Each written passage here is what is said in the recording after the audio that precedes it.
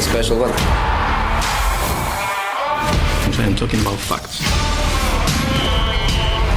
I talk to them Billy Din, Billy Don when they are sleeping. I'm not a dreamer, I'm football romantic. This isn't just football. It's football, only better. Yes, we moaned about the international break, but in the end, it was a lot of fun. Unless you're Robert Lewandowski, who was injured against Andorra and is going to be out for about 4 weeks. Or Germany, who lost to North Macedonia and suffered their first World Cup qualifying defeat for 2 decades. Oh, or the Republic of Ireland, who lost to Luxembourg and drew with Qatar. OK, so it wasn't fun for everyone, but it did give me enough buzz about international football to buy the Euro 2020 sticker album. So that's something. This is Football Only Better, and I'm Kevin Hatchard. Now, Mark O'Hare will have no doubt been in his bet cave with 20 different screens on the go. Mark, did you enjoy the international break? I did, Kev. I always enjoy the international break. I love international football. I'm one of those weirdos who really enjoys it. And I think that's because I follow a nation which isn't probably from the top tier. Despite the accent, I do support Ireland. That's where my family are from. So, yeah, it was quite miserable in that sense, but not particularly surprising. But, yeah, I did enjoy. I watched a few random games with a few random bets, particularly Moldova, Faroe Islands was one of my favourite, actually. The Mark O'Hare derby, yes, marvellous. Yeah. I had a bit of Andorra against Albania on the go as well at one point. So, yeah, enjoyed it. Always good fun. Now, it's interesting this, isn't it? Because you look at North Macedonia's win at Germany on Wednesday night, and it was a deserved win in the sense that the 2 goals were very good. They were disciplined. They were dogged. On the exchange, 70 to win the game at one stage, North Macedonia, and the correct score was matched at 160. But it is a growing trend, this, Mark, isn't it? And do you think this is because of the Nations League? Because what we have now is teams like Luxembourg, for example, that would normally not really be in with a shot of winning any games, but because they're playing teams before they played the Republic, that they have a chance of winning. Teams are starting to get the taste for winning. They're starting to get more confidence. Is this an opportunity for punters, do you think, in further international breaks? Yeah, I think so. Certainly, I think the Nations League has done a lot of positives for the sort of third, fourth tier nations. If you look at the Nations League as a pyramid scheme, and I think those teams at the bottom have certainly benefited from not just kind of shutting up shop and hoping to keep the score down, really. And it allows the likes of Luxembourg to play a more fluid style, to enjoy possession and try and probe opposition teams. And I think Luxembourg are probably a bit of an outlier in a sense because their kind of resurgence, or if you want to call it a resurgence, probably more of a progress really, has been on a more steady upward trajectory over the past sort of 5 to 10 years, really, than just over the last couple of years when the Nations League has been around. But certainly the likes of Macedonia have benefited. I think Armenia have benefited as well, picked up a couple of really good results as well. But also the likes of some of the teams who have qualified for the Euros this summer as well, who probably wouldn't be there if it was a normal 16 tournament, but have been able to sort of battle harden themselves against similar oppositions and can come into games against more illustrious opposition much better prepared. I'm trying to think of teams, but probably not Turkey, because Turkey are probably there in your sort of tier 2 nation who have been always quite progressive and had the potential. But someone like the Czech Republic, for example, who maybe have kind of lost their way in the last sort of decade or so, have certainly seen signs of progress. Finland, another great one, who've come from nowhere really. Hungary as well in the last sort of 4 years or so have really shown signs of progress. Then you've got the likes of sort of Slovakia as well. So that kind of tier 3, I'd probably say, has certainly seen a huge amount of benefit in terms of the competitiveness and being able to test themselves against kind of all ranges of opposition rather than kind of going into a qualifying campaign and sort of losing the first 2 games against the top seeds and realising there's not really a huge amount left to play for over the next 18 months. Now, in a packed season, squad rotations critically important. Delighted to say Mark Stinch comes back in the starting side today. Mark, did you enjoy the internationals? I'm going to say PH7, neutral. Okay, so what did you enjoy and what didn't you enjoy? I think maybe from a negative, I think 3 games in the space of 6 days in an already cramped schedule is a bit too much. Especially we've got Champions League next week, and I wouldn't say this is my pocket talking, but it's disappointing that we're not going to see Lewandowski play in either leg against PSG because you want to see the best players in the biggest games. So that from a negative point of view. From a positive point of view, a few little clues ahead of the summer. So, for example, for France, we saw Mbappe was on penalties, albeit he missed it. So whether it remains, he'll remain on penalties. But in the last World Cup, we'll remember that Griezmann got 2 or 3 goals from the penalty spot. So it'd be interesting to see whether who goes forward in terms of that. So just a few little clues. We saw Gareth Southgate obviously play with a back 4 rather than a back 5. So is that the way he's moving forwards? So yeah, just a few little teasers, I suppose, going forward for the remainder of the season, because we're just going to have friendlies now before the Euros, and obviously friendlies difficult to gauge whether they're sort of experiments in terms of team selection and tactics, or whether that's how the team is going to play when the tournament begins. So at least with competitive fixtures, it gives you a better idea of the likelihood of a team in terms of what their first choice 11 and tactics possibly will be. In terms of England, who you mentioned there, I know you've been looking at a couple of the kind of squad bets around England ahead of the Euros. Yeah, I thought it was really interesting. There's a massive amount of players you can choose from. So definitely, if you think there's scope for the remainder of the season, got a good 2 months of 9 or 10 fixtures domestically and a few European.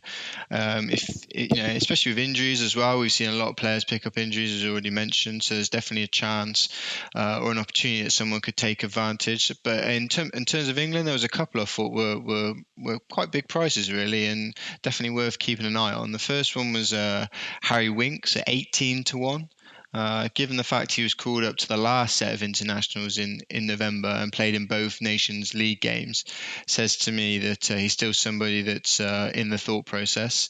And looking at the odds as well for the other midfielders, it does look as though there's a spot up for grabs. There's only 4 players that are less than 4-9, which are Grealish, who's obviously another one that's just been out injured, Mason Mount, Phil Foden and Declan Rice.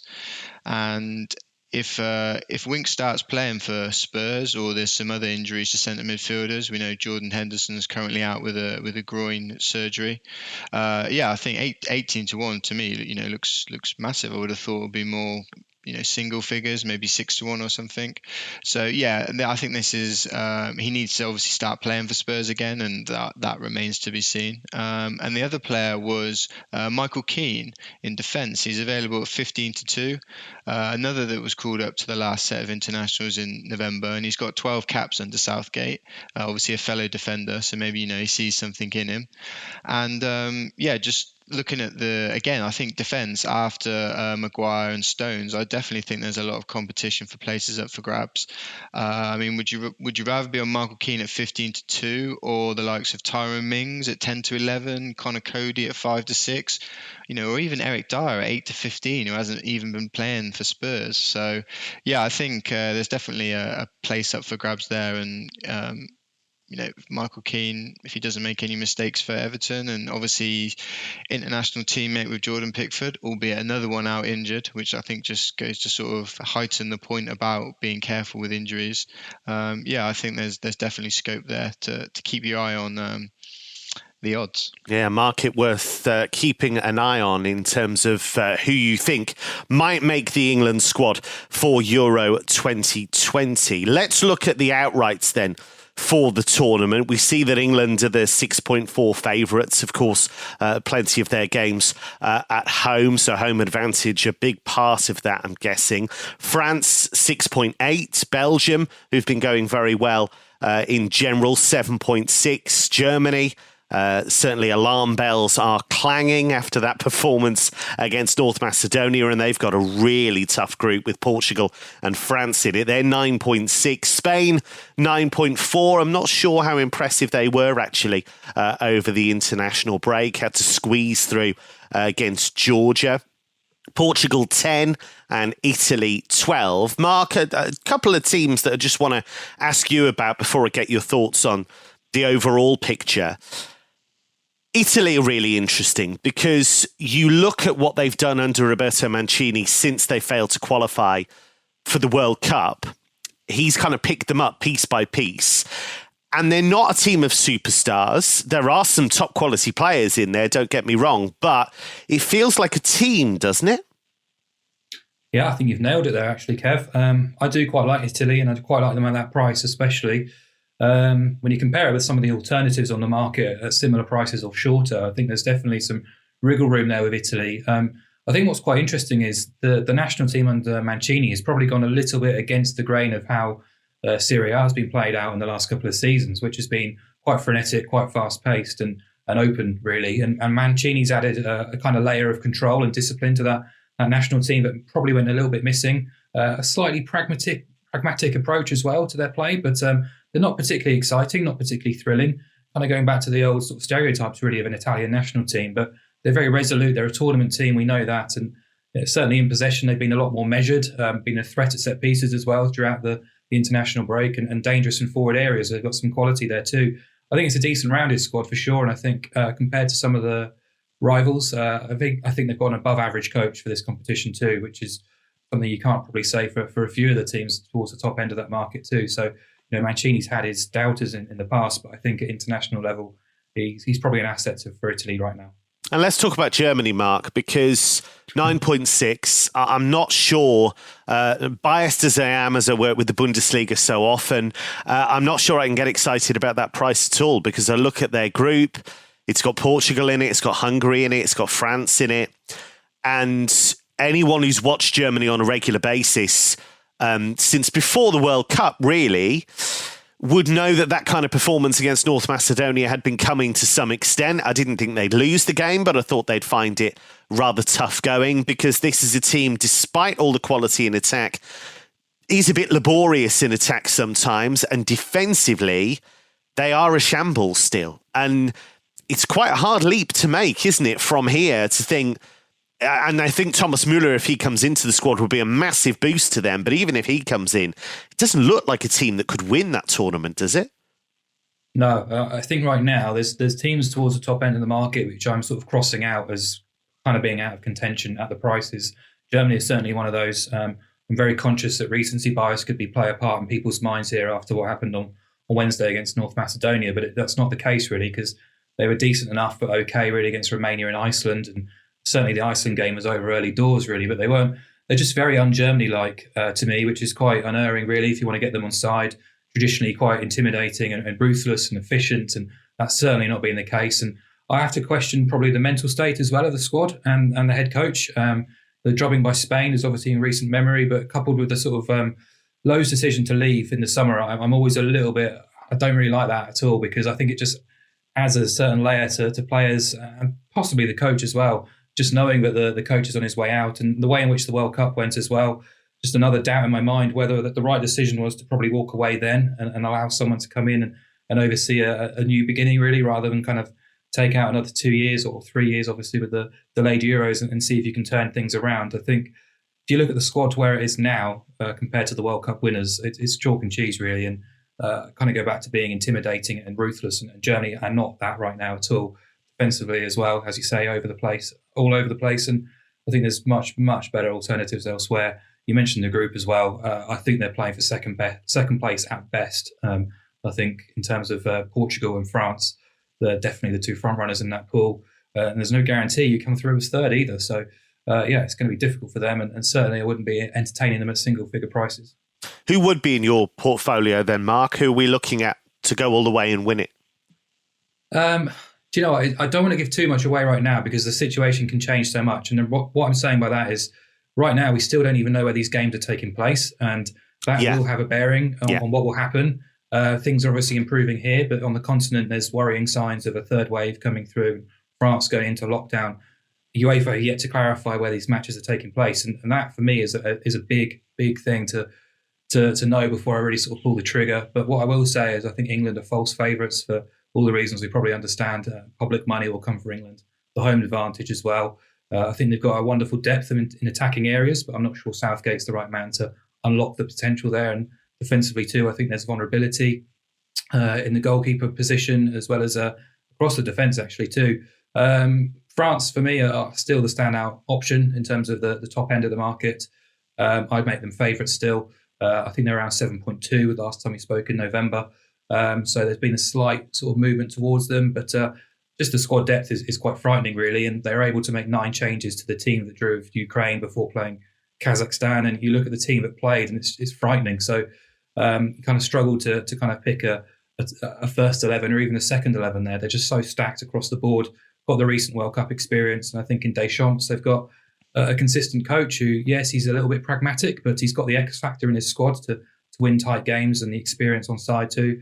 As well, I just think Portugal too. The price is coming probably a little bit too much to be value now. It has to be double figures, I'd say, because considering the group that they're in. But again, I talked about them in November, but Fernando Santos will be a big part of that. Tournament winning experience, but also the pragmatism to see out tight games, match winners across the board in forward areas.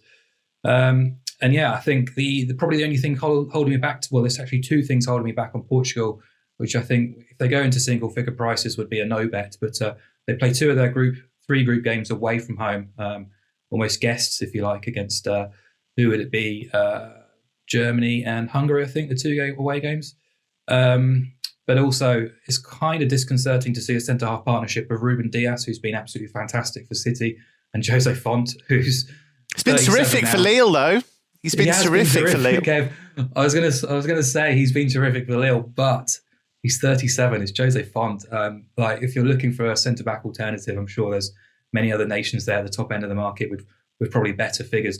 The saving grace is Santos, really, isn't it? I mean, he's such a wonderful tactician, knows how to set his team up organisation-wise, and they have got that star quality too. But the other one was Denmark, which I again mentioned in November, but the price has just collapsed since then. I think we talked about them as an 80 each way shot in November. Now I'm looking at the exchange, and they're trading around 36. So nothing there. Stinch, who are you crossing off? Who are you keeping on your list? I imagine you'll have the same kind of caution as Mark in the sense that there are a lot of intangibles here, but who's catching your eye and who isn't? Yeah, Mark covered it quite well there. There's a few I want to cross off my list because of the managers. So I want to cross off England with Southgate, 'cause I think he's too negative. We obviously look back to the World Cup and the fact that basically England beat Panama, Tunisia, Sweden, and won a penalty shootout, and that was enough for a semi-final. Then I think what Trippier scores after 10 minutes, and I don't think England had another shot on target, or if they did, it was only 1 shot on target for the rest of the match, and that included extra time. Lost to Belgium twice.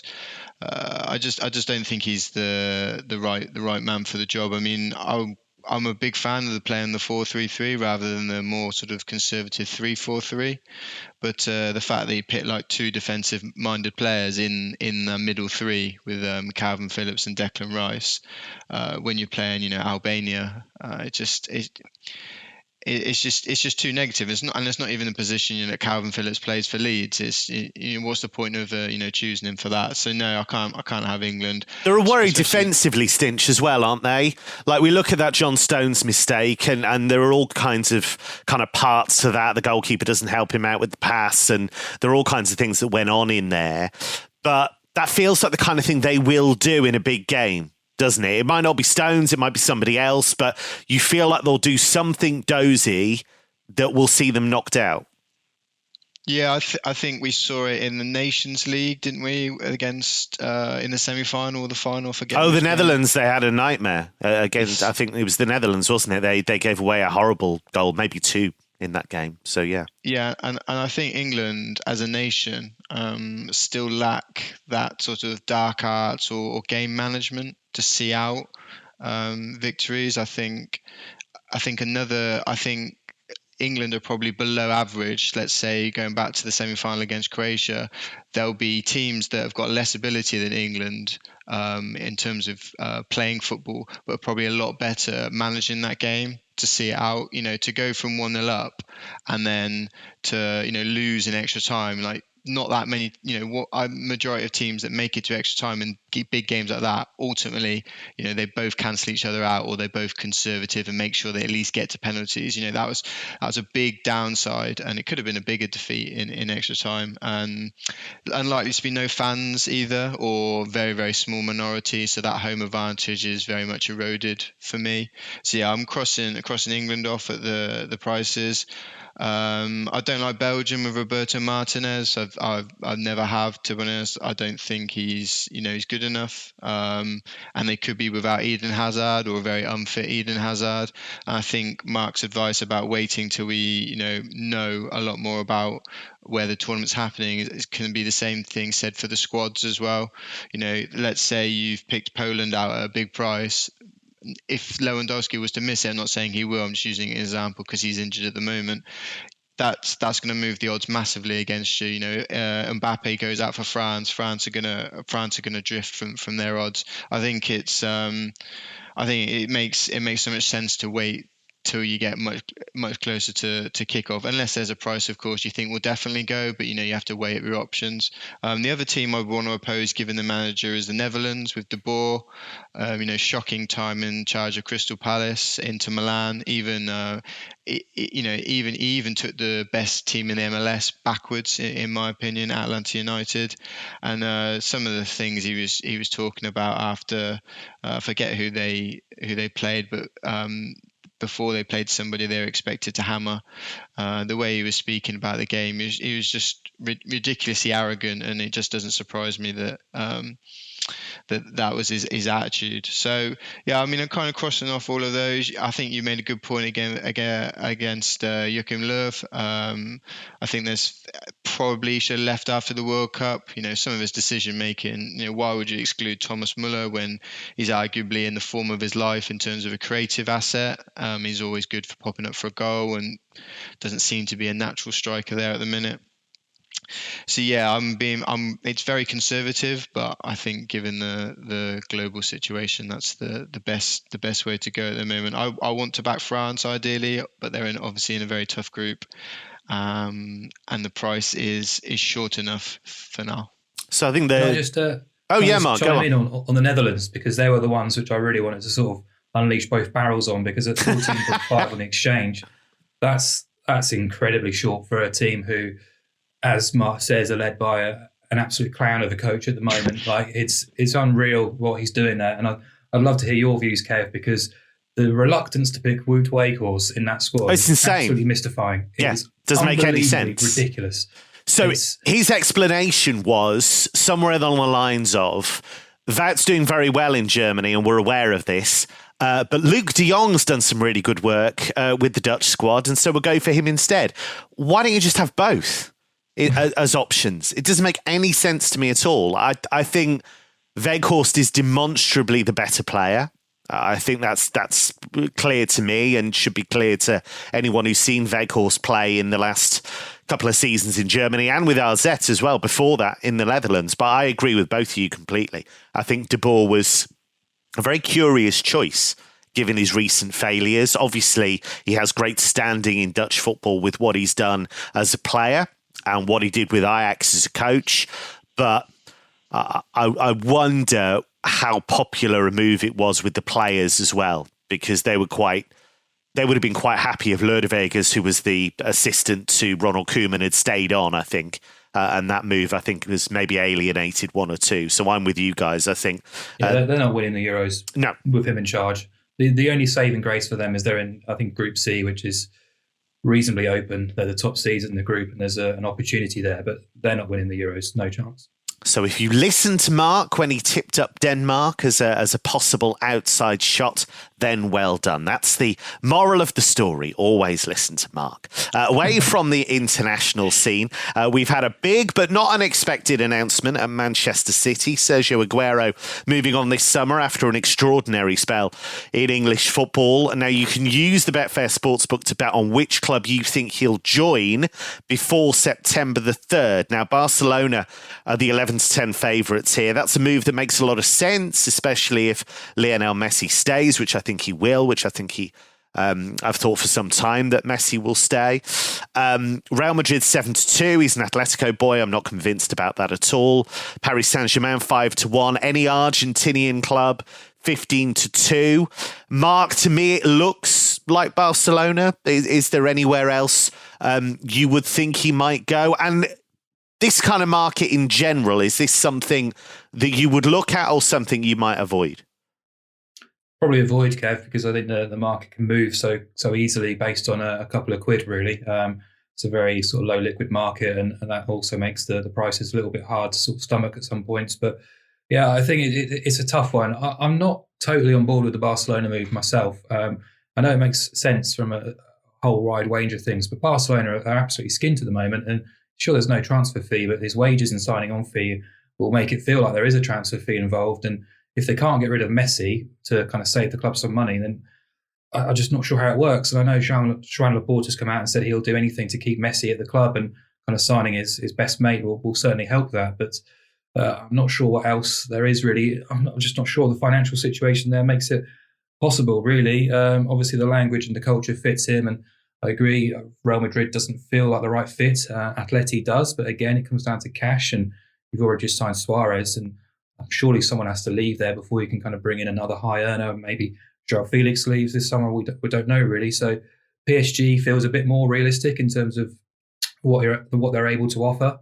There's already a decent Argentinian contingent there as well. So I'd say it'd be an upgrade on Icardi if he can stay fit. And I looked at Italy, Juventus, Ronaldo rumours. Don't know what to believe there, whether he is going to be sort of looking to leave and potentially go back to Real Madrid, or whether he'll stay. And Inter have their own financial concerns too. So I'm not sure there's a huge amount of choice out there on the market. So maybe it's just my romantic side, but I kind of like the idea of him going back to Argentina.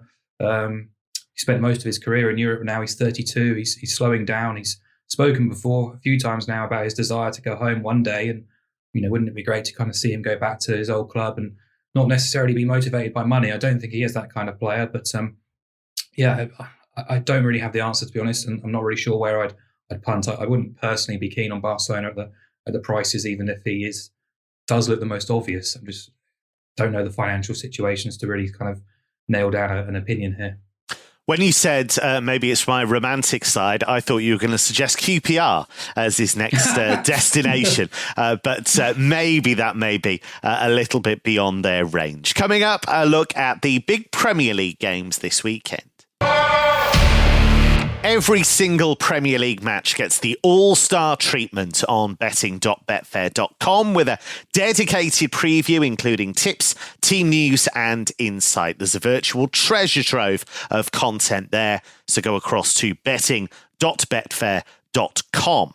Now, Liverpool haven't yet given up hope in the race for the top four. Arsenal still in the mix for Europa League qualification, or maybe even Conference League qualification. It's a game that both sides really need to win, you feel, on a Saturday night. Arsenal 3.25, Liverpool the 2.34 favourites here. The draw 3.65. Stinch, I'm going to start with you.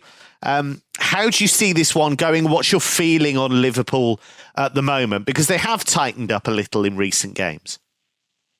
Yeah, I think the key point here is not Liverpool so much, but maybe how Arsenal are going to approach the game.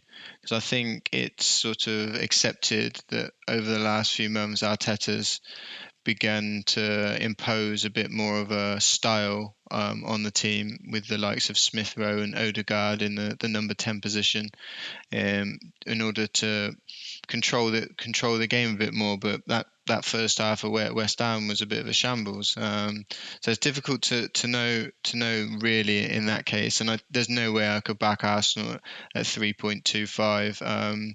Just going back to what I said about in terms of setting up in Arteta's 2 league meetings against Liverpool, they've had just 7 shots and managed 33% possession.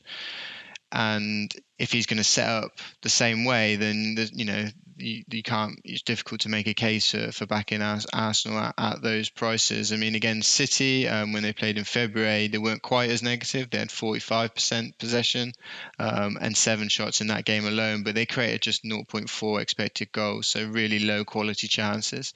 So yeah, I mean, Liverpool look a lot better when some of the players they've got back. With Jota, he seems to have re-energised the attack in the last couple of games against Wolves and Leipzig. Great for Portugal as well, wasn't he?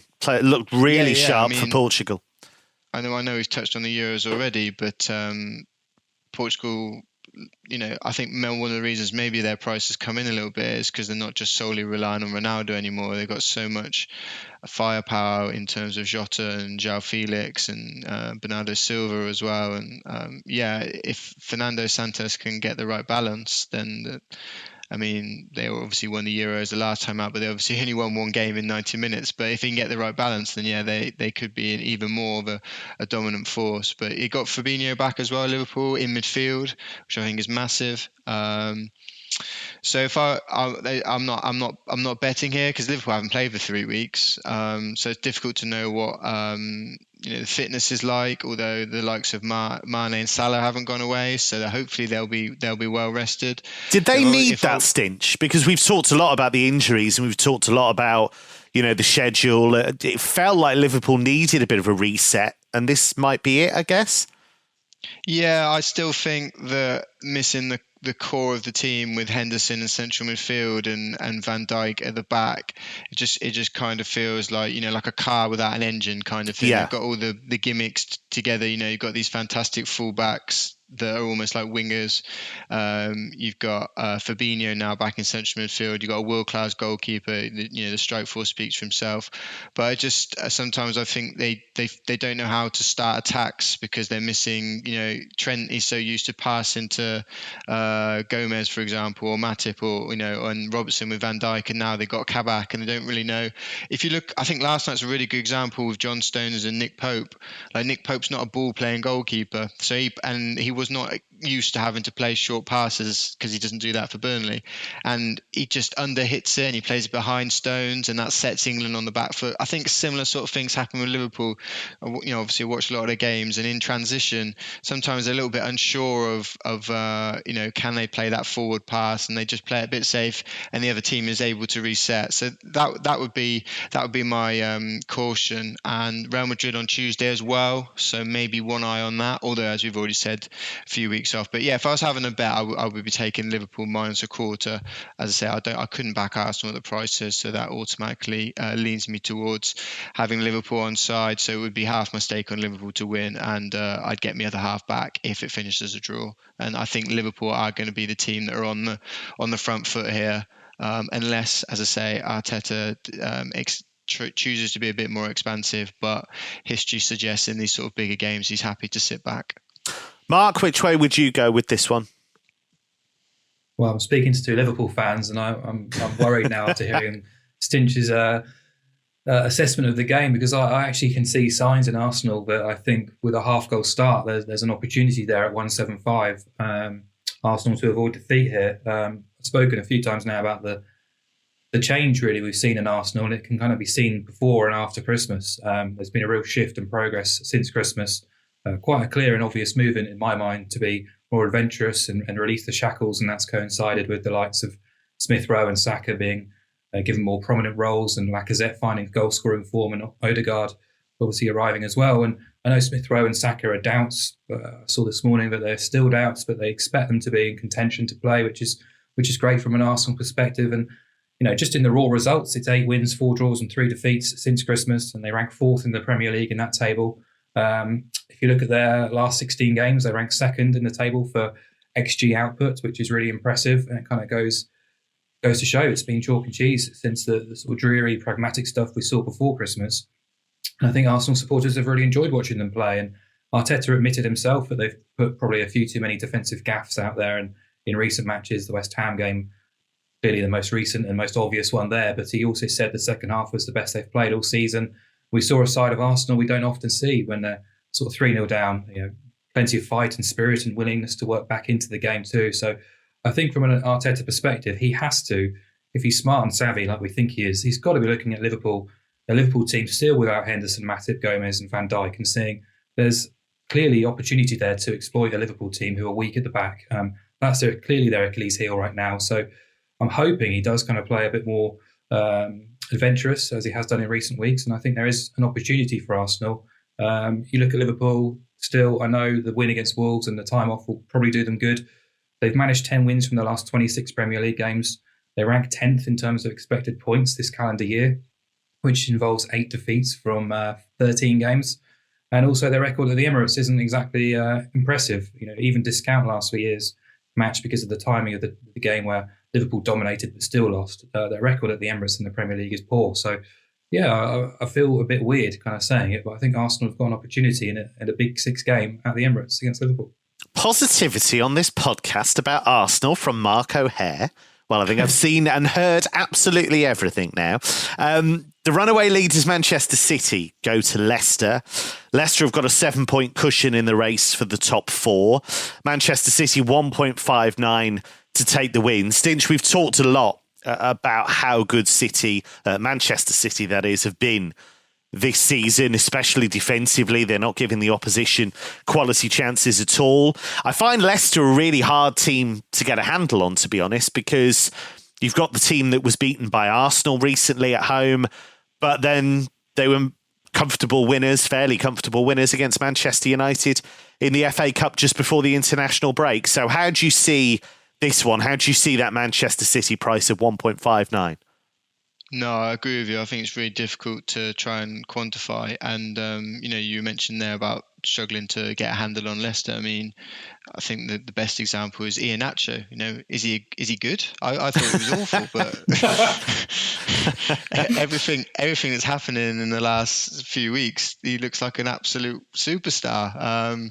So yeah, I think it's really difficult. And the other thing for me now is with the fact that Man City are 14 points clear. The league's done.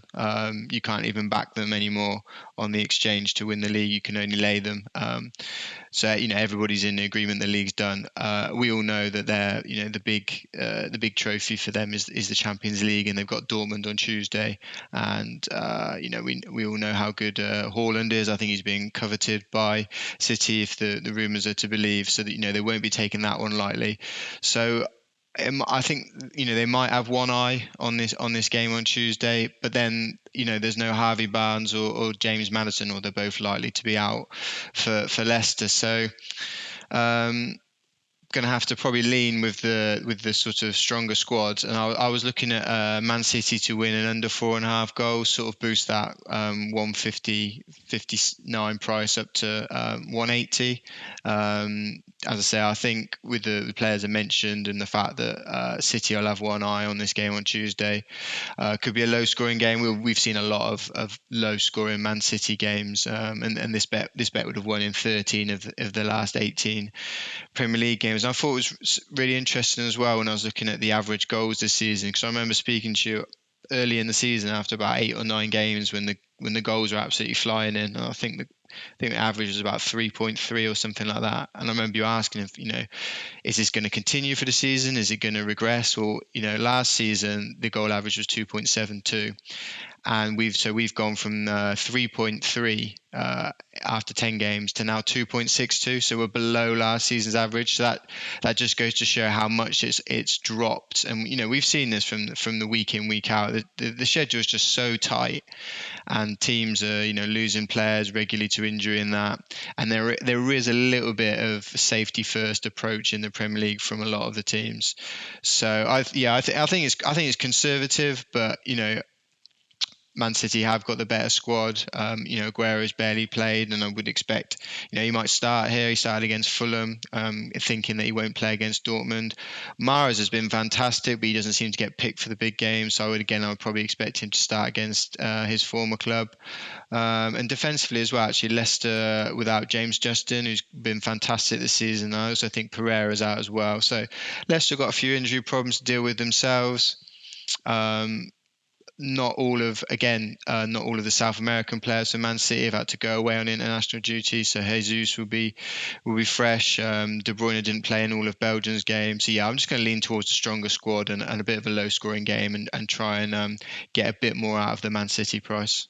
So Stinch using the bet builder there to have multiple selections combined. What I liked as well was that Stinch became even more convinced about that bet as he talked about it. Towards the end, he went, yeah, I am going to go for that. Mark, what about you?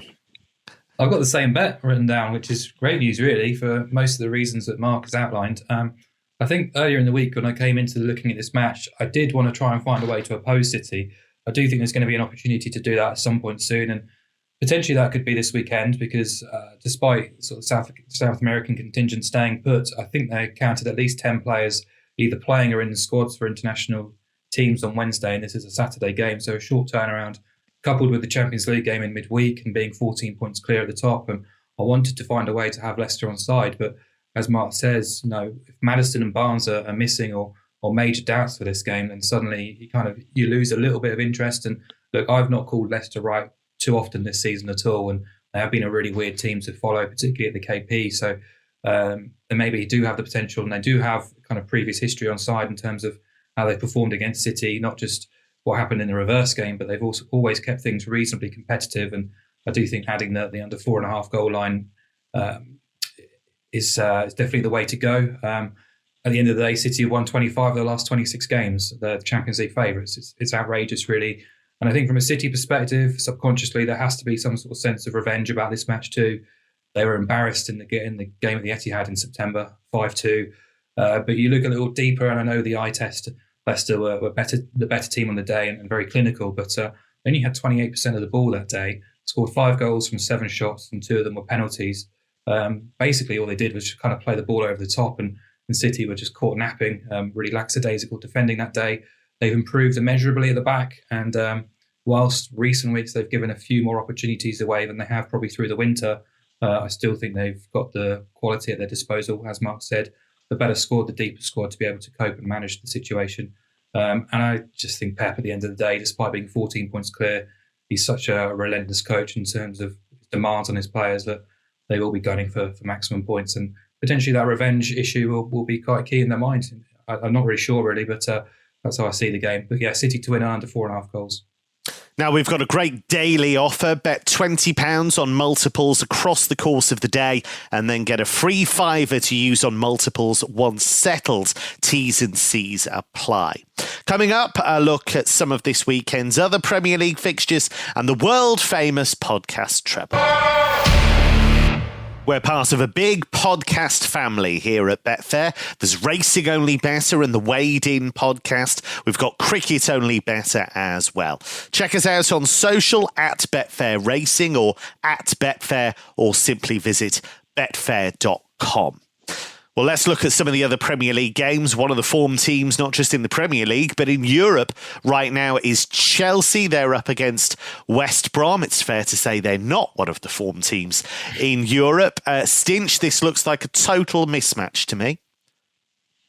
Yeah, you painted the picture pretty well there. We all know how well Chelsea are playing under Tuchel. It's 10 wins out of an unbeaten 13 games in charge, and I think quite impressively just conceding just 2 goals, and one of them was an own goal. Why is this happening? Well, they're dominating the ball and restricting the opposition to very low quality chances. So those two together, and it's just a case of how many can Chelsea score, basically? And that's just the area where they haven't quite clicked yet. They've yet to score more than 2 goals in a match, which I thought was strange to see. But kind of when you watch them and you see the team lineups and that, you can see that he's not quite happy with what he's seeing. He's tried Havertz as a false nine. He's tried Werner up there, who wow, the chance he missed last night, he looks absolutely bereft of confidence. I felt so sorry for him because he's trying so hard. He so wants to do well. He's a hard worker. He's a player that finishing has never been massively natural to him. He's always had to work on that.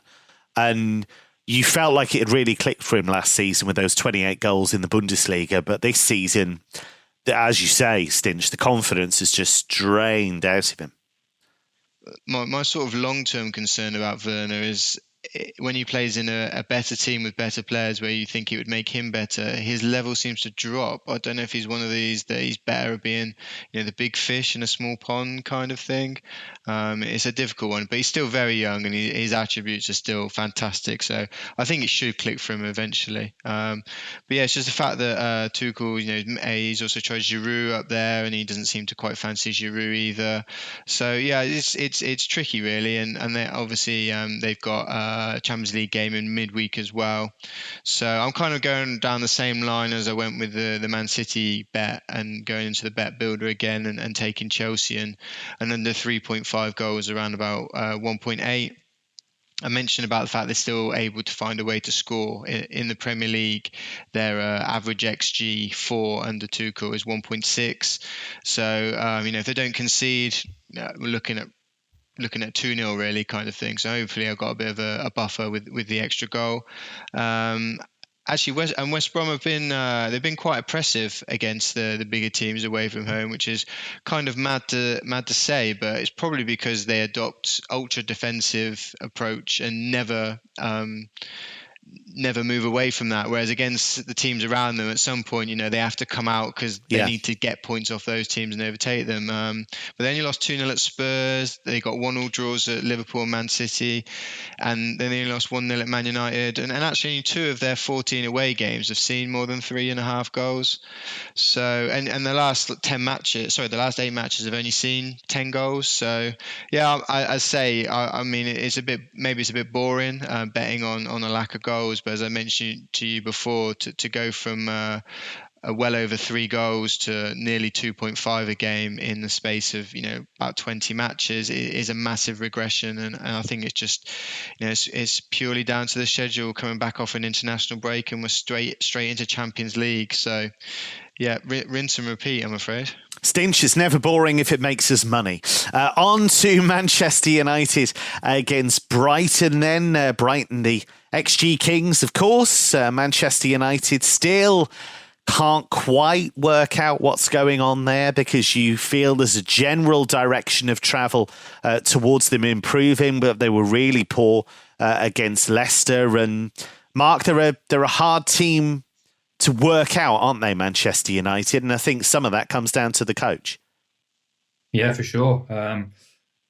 I feel a bit dirty, actually, but I think United are a decent price this weekend because for all the positivity we talk about with Brighton, particularly in the reverse game, just a fine example, really, of their season where they should have taken at least a point. They should have actually beaten United in the reverse at the Amex, but they lost. And, that's been... we've talked about them as the great outliers of the season in terms of process, but you wonder if variance has started to bounce back their way with successive wins against Newcastle and Southampton. The Saints win, they weren't that good at all, really. So, but yeah, I still think they're a little bit untrustworthy at reasonably short prices. And yeah, I love the way they play. I love the coach, and I love the way in which their potential direction of travel, if they can continue to stay in the Premier League and hopefully kind of improve on their squad during the summer. But at the end of the day, they still don't have the squad and the players capable of sort of consistently performing to average standards, which is what the XG process is built around. And I think they can be competitive at Old Trafford for sure. And I think they're sort of got an opportunity to get something from that game, of course. And they played really well away at the Etihad, but they lost that game 1-0. And ultimately, actually just on Brighton, I think you can tell a lot about a team's performance based on their goal difference. And for a team who's been struggling towards the bottom end of the season, bottom end of the table, their goal difference is just -4, and away from home it's -1, which kind of adds further credence to the XG process, really, that they have been very competitive all season. So originally I was looking at this game and thinking Brighton +1 on the Asian handicap might be an angle I want to take, but ultimately, I've just thought, well, the bigger picture here is Brighton coming up against an elite team, a Big Six team, and their record under Potter and beyond is atrocious in this kind of against this kind of opposition.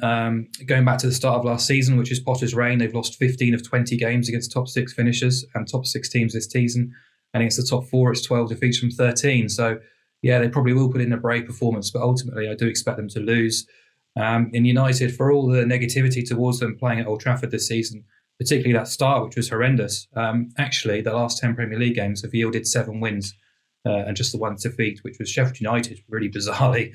The majority of their key names should be fit and available. I think Rashford missed out in England as a precaution. I think he should be available too. I think Martial did pick up an injury, but I'm not sure he's first choice these days anyhow. So, yeah, I think United at 1.67 is a reasonable price, but I've added in under 4.5 goals as well to boost up to 1.85 because, again, just echoing what Stinch says, goals per game are down significantly. Brighton are competitive enough to keep this score down, but ultimately, as an option, I think United to win by exactly 1 goal at a bigger price. I don't have the price to hand. Might be of interest too. I don't see them running away with it, but I do see them winning. Another good example of using that bet builder just to boost the price to a more acceptable level. Newcastle against Spurs. Stinch, there was a big survey this week about fan satisfaction. No massive surprise that Newcastle fans were pretty much bottom of that table in terms of how their clubs run, in terms of the manager's popularity. It's not looking good for them at the moment, although Jose Mourinho was quite low on that list as well. So it might be quite an interesting clash, this one. Yeah, I kind of feel for Newcastle fans. It is a shame that modern football seems to have so many unscrupulous owners, shall we say, that don't seem to have the club's best interest at heart, and probably because football nowadays is so much more of a business than it used to be, which is a shame. But well, he's the ultimate example of that, Stinch, isn't he, Mike Ashley? Because he doesn't even pretend. He literally runs it as he would run House of Fraser or any of the other businesses that he has. He would just say, right, I need this club to finish in X position. We'll keep it in the league. We don't need to try and win things. This is what we do. It's horrendous, but he's honest about being horrendous. Why don't the fans just club together and buy the club? Well, of course. The suggestion. Absolutely. You need £350 million to have an opinion about your club. Absolutely spot on. Stinch, carry on, mate. Yeah, I mean, I'm going to go along with those Newcastle fans and oppose them for many of the reasons we've spoke about this season already, but also because of personnel with no Saint-Maximin or Callum Wilson. Wilson's got 36% of Newcastle's goals this season. You can't rely on Joe Linton at all. I can't understand how somebody's allowed